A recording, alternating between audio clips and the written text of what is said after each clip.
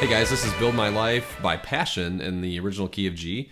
So the previous upload I did of this was like a Bethel version, which was a female lead in the key of C. So I've been asked a lot to do the key of G version for a male lead.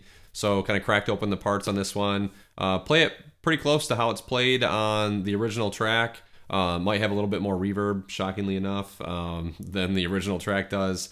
And then toward the end, I kind of gain it out like a little bit more. That's how I would do it if it was just me playing as a single lead guitar player in a band. So that's how I'd approach it.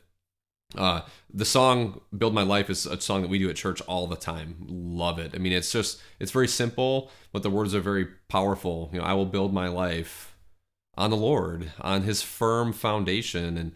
And as the world crumbles around us, and sometimes our life can get very tough, the Lord said we will experience trials, whether we get sick or we have relational issues or we're doubting our faith or what have you. We can always look to the firm foundation of the risen Lord and his word and his teachings and his guidance. That's really our life, is Jesus and the foundation that he provides us. So while we can be faithless and the world can beat us up, Jesus remains faithful, and his promises to us will always remain, that one day all this will be made new.